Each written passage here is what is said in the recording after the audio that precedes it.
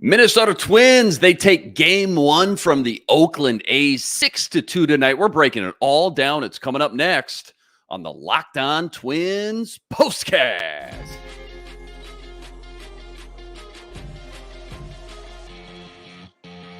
You are Locked On Twins POSTCAST, part of Locked On Minnesota on the Locked On Podcast Network. Your team every day. What's up? What's up? Back in the lab, back at it. Another Minnesota Twins POSTCAST episode right here on the Locked On Sports Minnesota Network. You got myself, Luke Inman, at Luke_Spinman. That's the man, C.J. Baumgartner, Twins expert over at Zone Coverage MN. He's on X at BaumCJ30. And CJ, as usual, before we jump into all the action from tonight, quick reminder, tonight's episode brought to us by Game Time. Download the Game Time app, create an account, and use code LOCKEDONMLB for $20 off your first purchase. All right, man. Twins starting a fresh 4-game series with the Oakland A's, looking for their second win in a row after last night's 17-run slugfest explosion. Joe Ryan on the mound for this one. A's get on the board first, 2-run homer in the second, but that was about as good as it got for them tonight because bottom of the inning, Buxton, 2 RBI single. He was 3 for 3 on the day, by the way. Then Correa and Austin Martin, who just got called back up. We'll talk about him here in a second. Couple more RBIs. That makes it 4-2. And then in the bottom of the 7th, Carlos Correa, bomb shot, makes it 6-2. In comes Griffin Jacks. Alcala in the 9th. Bring him up, sit him down, and that was all she wrote. Twins win game one. Correa's on fire. Buxton's alive again. Royce Lewis, about as consistent as they come in that lineup, and the Twins have now won 4 of their last 5, and they move to 37-32 on the year. Let's talk Joe Ryan here in a second, but first, biggest takeaways, kind of your A topics from game one versus Oakland. What do you got? The Twins just hit the ball all over the yard today. It wasn't a lot of line drives. It wasn't a lot of high exit velocity stuff. If you actually look on Baseball Savant, about 4 of the 5 hardest hit baseballs came from members of the Oakland Athletics tonight. But the fact that the Twins were just able to put the ball on the ground, they were finding the holes in the infield, and they were just able to get on base. And kind of a lot of what we saw yesterday, just getting on base, putting stress on Oakland and the pitching staff, the defense, everything. It just feels like this team is, we've talked about the up and down nature of it, but right now they're in a stretch where 1 through 9, it feels like everybody's getting involved. But the main takeaway I have tonight has to be the fact that your 2 most notable players, and Byron Buxton and Carlos Correa, drove the bus, and that's exactly how you want to do things. Yeah, Correa's 8 for 10, I want to say, in these last 2 games. Royce Lewis kind of right behind him. He's red hot. And again, like you mentioned, Buxton finally coming to life a little bit here, 3 for 3 tonight. Had a good game last night as well. Which guy's been the most impressive these last, let's call it 5 games, because they've averaged over 8 runs per game now over this last week stretch. And like you mentioned as well, everybody seems to be waking up all of a sudden. Yeah, I think it has to be Carlos Correa, just by the fact of it's not just that he's hot. He's in fuego. Like, he is just on a tear. I think on the Bally broadcast, Corey Provis said that it's the best 5-game stretch of his career. And that guy's played a lot of good baseball on some good baseball teams. And I don't doubt it, just the way he's been hitting the baseball, that moonshot home run he had today, but it's also hitting the ball all over the yard. He's able to just, Carlos Correa is not a guy who does he plays defense exceptionally well, but at the plate, he's just above average in everything. Yep. Won't hit a ton of home runs, but he'll hit enough. Won't hit for a high batting average, but he'll hit high enough. And, we're just seeing that all kind of come to fruition over these last 5 games. There's not a baseball player on the planet that's hotter than Carlos Correa right now. You love to hear it, baby. Let's unpack Joe Ryan's day real quick. 7 innings, 3 hits, 2 earned, 5 Ks, 1 walk, 95 pitches. I just look at those numbers. I think to myself, this is the Joe Ryan that could potentially turn in to a legitimate number 1 option in this rotation someday soon, whenever that time comes, whenever it may be. Granted, I know it's the A's, but encouraging outing nonetheless, right? Yeah, exactly. And especially when you consider that those 2 runs, it was a leadoff walk and then a splitter that he just left over the plate. And that's been the weakness for Joe Ryan. He's a guy, he throws a lot of strikes. He's around the strike zone, which is great. The one disadvantage is if you miss your spot, those guys know that you're going to be around the zone, and they're kind of waiting for that mistake pitch to really hammer home. And that happened to Joe Ryan today, but that's just one. And the Twins luckily got those 2 runs right back in the bottom half of that inning and kind of made him forget about it. But other than that, the A's didn't get a rally on him. It felt like they never got multiple runners on base in an inning.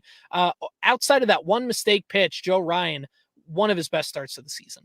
Okay, CJ, Rocco report time. Favorite or least favorite move or decision, whatever it may be from today's game. So game 1 versus Oakland, the Rocco report, it says what? Well, I like the decision to get Austin Martin in the game. I mean, Yeah. he's a guy that got the call up. Alex Kirilloff sent down. And the reason you call up Martin is just because he's a utility guy. He does a lot more different things. You can kind of plug and play him in a bunch of different spots. But he's also a guy that just puts the bat on the ball. He's not going to hit a lot of home runs, but he's going to spray the ball all over the field. And in both of his hits today, or I think he had an RBI fielder's choice. But either way, in every at bat he came up because he pinch hit in the middle of the game, he impacted it, whether scoring a run, moving guys up. He just, he's just been confident. He was doing that in AAA as well. So, Rocco, obviously a guy to platoon. I just like getting Austin Martin right back in the thick of things after the call up and getting him into the mix. And it's felt like he's been here all week with how good of a game he had today. Yeah, good breakdown there. I want to touch on him and Kirilloff getting sent down just a little bit more here in segment 2, but plenty more deep dive. Plus, we got our nerdy stat of the day. That's all coming up right after this. Quick reminder, this episode brought to us by Game Time, because you should never have to worry when buying tickets to any big event. That's why Game Time, it's the fastest and easiest way to buy tickets to any local event, talking concerts, comedy shows, sporting events, even Broadway theater. And with killer last-minute deals and their best price guarantee, Game Time takes the guesswork out of buying tickets. One of my favorite summer hobbies, heading to Target Field for a Twins game. Last year alone, we went to at least 6 different games, and Game Time made it so easy every time with just a click of the button. And it gave us that extra peace of mind. We were always getting the best deals possible. So it's time to take the guesswork out of buying tickets with Game Time. Download the Game Time app. See for yourself just how easy it is. Create an account. Use code LOCKEDONMLB for $20 off your first purchase. Again, just create any new account and redeem your code LOCKEDONMLB for $20 off your first purchase. Download Game Time today. Last-minute tickets, lowest prices guaranteed. Game Time. Terms apply. Okay, you touched on it. Quick little roster move we should dive into. Just a little bit more. Alex Kirilloff sent down. Austin Martin called back up. Just again, kind of quick thoughts on the move itself and maybe the rhyme or reason behind Rocco's decision. Was this a move you were expecting, or did it surprise you a little bit? I think it surprised me that they sent Kirilloff down. Not necessarily that he got sent down, but just kind of the timing. Sure. Just kind of felt like it caught me off guard a little bit. And I think the fans, off guard at the decision that, or maybe just the day it happened, but I think everybody kind of expected that Kirilloff was going to get sent down for a while. Low batting average. He's not slugging the ball, a lot of strikeouts. He just needs to go down and get his confidence back up. And more importantly, the team kind of needs a little bit more production in that lineup consistency wise. And Austin Martin has been tearing it up down in AAA. Again, not a lot of home runs, that a lot of that power game, but just he gets on base, he hits the ball, he's able to do some of that stuff. And that's why Austin Martin gets the call over maybe somebody like Matt Wallner's having a nice little trip down in AAA. But again, it's just nice to have that palate cleanser in your lineup, a guy who can spray the ball around a little bit, not going to be a power threat, but somebody who can run, somebody who can play a lot of different positions. And I think that's valuable, especially when you consider there's no Ed Julian at second base. So, if you can have Austin Martin in your lineup, maybe you put him at second base, Willie Castro can play left field, or vice versa. It just allows you to be a little bit more flexible with how you're putting the lineup together. So I think that's kind of why they went with Austin Martin, just more flexible, having a good stint in AAA before the call up. And for Alex Kirilloff, he just needs to get right and kind of get his confidence back up, and we'll see what happens. I know this guy's not going to be a Hall of Famer or anything, Austin Martin that is, and I know the bar is kind of set low, but I've loved everything I've seen from this young kid so far this year, every time they've called him back up. Would you say it's more of a detriment on Alex Kirilloff's play as of late, or does it speak more volumes to just kind of the upside and a little spark that Austin Martin's given this lineup right now? I mean, there's a little bit of each in there, but it's Okay. primarily just due to Kirilloff struggling. Okay. I mean, the Twins would like to have Kirilloff up there and producing, especially because the hitter he is, when he's healthy and when he's right, he's really, really good. But we just have to say that a lot, and he hasn't been able to do all that good stuff for a very long time. So it's definitely more towards Kirilloff's struggles, but also Austin Martin did earn this call up with how he's been performing in AAA. Fair enough. So if I were to tell you in, let's say, back in April, that by the middle of June, Ed Julian and Alex Kirilloff would both be sent down, not because of injuries, but just because of kind of overall sluggish play, if you will, you would have said what? What would have been the first thing to come to mind?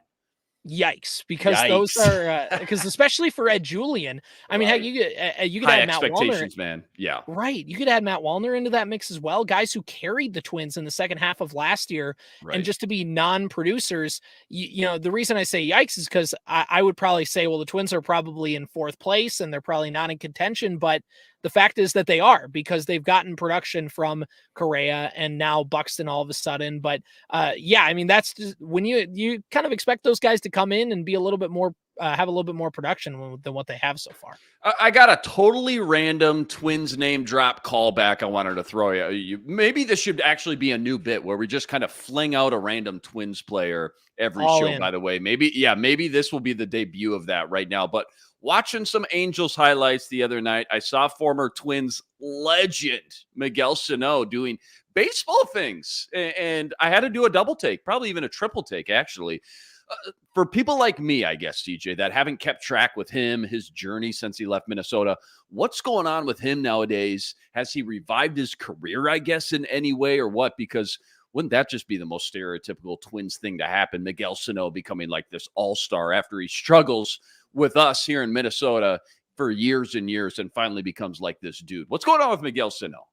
Well, I mean, he's having a nice little bounce back year this year, especially when you consider he was hurt for pretty much all of 2022. And because of that, he missed all of 2023. He worked out for teams. Nobody took the bait. So he didn't play Major League Baseball at all last season and just kind of took that opportunity, played down in Central Latin America, some of those different leagues, kind of trying to get his name back out there. And the Angels, of course, are a team that could use any kind of hitting and use they're willing to take a flyer on a guy like Miguel Sano. And I think the Angels are a great landing spot for him because he can struggle and there's really nobody who's going to take his spot because that team is really, really bad.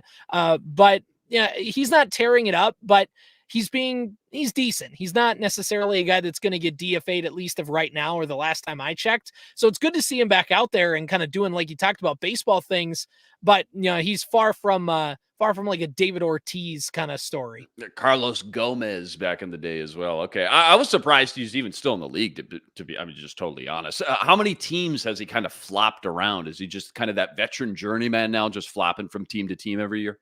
That'll pretty much probably be his career arc. He'll just kind of bounce around and look for a team that just needs somebody to take up third base. But right now, the Angels are the only team he's been on, just being out of baseball all last year. And just nobody really wanted to give him an opportunity because he'd been hurt. And then after a whole year off, the Angels took a chance on him. They needed somebody to kind of fill that third base spot. And he's been doing it. Nerdy stat of the daytime. Give us some sort of crazy stat or fun analytic. Twins related, of course. Lay it on us. What do you got tonight? All right. So Carlos Correa, of course, this hot stretch he's on really this entire month of June and over the last 5 games specifically. But going back to May 31st, Carlos Correa's batting average was .259. Luke, what would you venture to say that Carlos Correa's batting average is right now? I'm going to say, so 259 back in May, I'm going to say 281. 280. Yeah, 281. 299. Wow, that much? 40 points. Yeah. Wow. It's crazy. He has a 400 batting average in June. That's not even counting today's game. Wow. Where he went 3 for 4. He has over 20 hits this month. It's just been insane.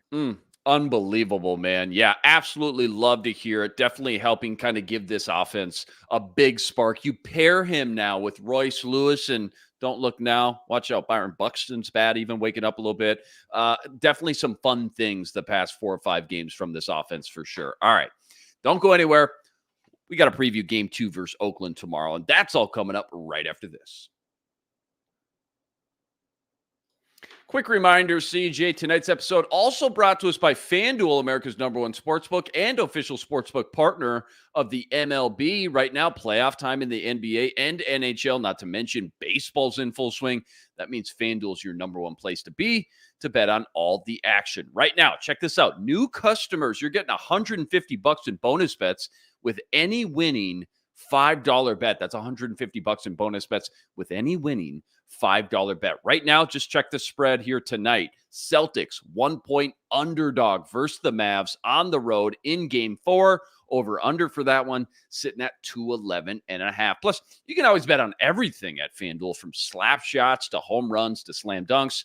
FanDuel, they got it all in the app that's safe, secure, and easy to use. So, what are you waiting for? Visit FanDuel.com/lockedon. Make your first bet a huge win. FanDuel, America's #1 sportsbook, official sportsbook partner of the MLB. Okay, buddy, game 2 tomorrow. Simeon Woods-Richardson on the mound versus Mitch Spence. Fill us in on that matchup in the scouting report on these next 3 games with Oakland, kind of more big picture. Yeah, I mean, more of the same of what today. The Twins are going to have the starting pitching advantage in pretty much every game this series. Oakland is a team that, they walk a lot of base runners. They're not a great pitching team. And then on the flip side, they hit a lot of home runs, but not with a lot of guys on base. And you saw that today. So again, if Simeon Woods-Richardson gives up a home run, maybe even 2, that's fine. As long as there's nobody on base, should be a good day for the Twins. And overall, pretty much just like today, keep hitting the ball and forcing Oakland to make plays, because they are what the record says they are. They're not a team that's going to be able to make a lot of them. Yeah, well said. All right, think back to the beginning of the year here. Beginning of the season, just real quick. Tell me one thing you've been most surprised with about this team from then, kind of preseason expectations, to now, right? June 13th, whether it's a specific player, a certain stat, whatever it may be. And this could be for good or it could be for bad too. I remember reading you on this show, ESPN's bold predictions for each team. And for the Twins, they had Ed Julian was going to hit 30 home runs. So that's obviously been a huge disappointment. But what do you got when you think about just the biggest surprise from then to now? Well, first off, I'm glad I took the under when we talked about that with right? the Okay. home run. Yeah. So I feel pretty good about that. But I've also felt pretty good about Simeon Woods-Richardson.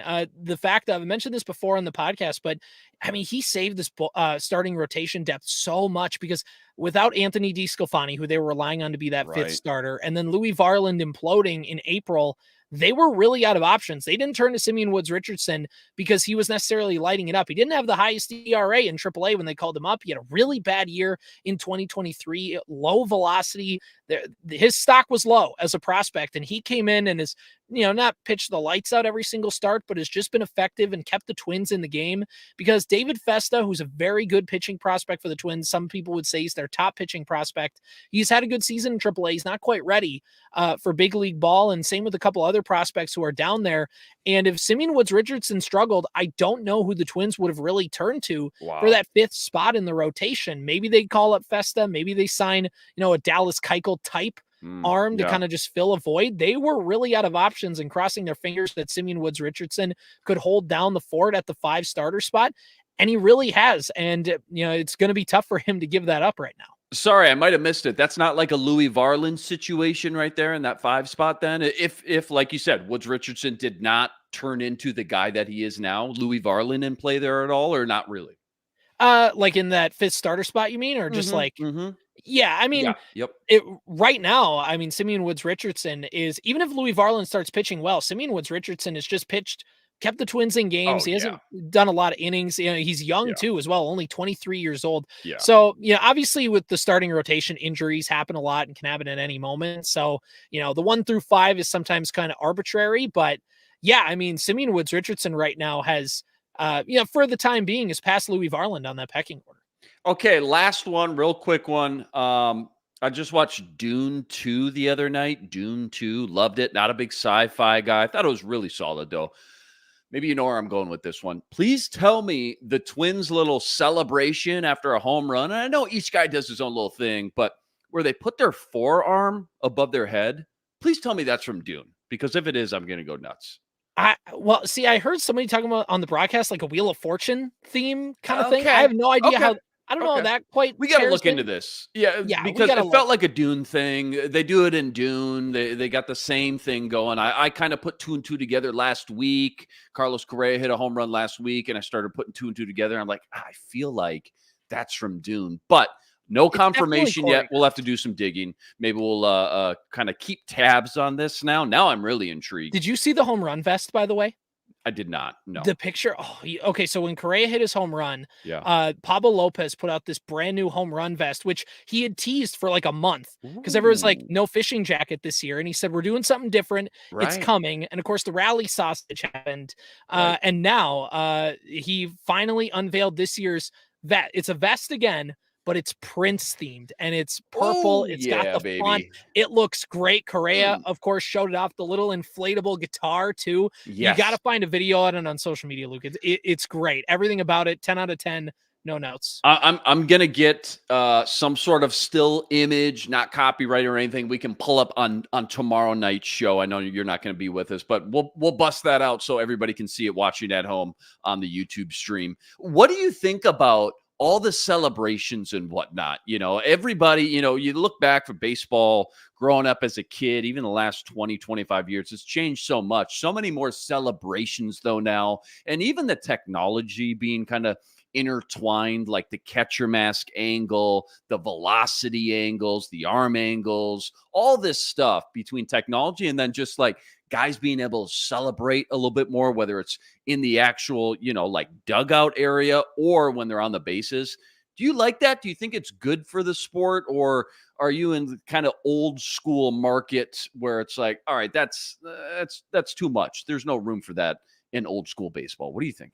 Well, from the movie Little Big League, there's the part where the kid becomes the manager. Yeah, exactly. Yeah. And he talks about Hall of Famer Bob Lemon once said, baseball's a kid's game. Grown-ups only screw it up. That's pretty much what it is, man. Like, let's have fun. They're playing a kid's game. They get paid a lot of money to do so. Have a little bit of fun out there. I love it. Obviously, some people can kind of go a little bit overboard with it, but generally speaking, I'm all in favor of it. I think the dugout celebrations are awesome.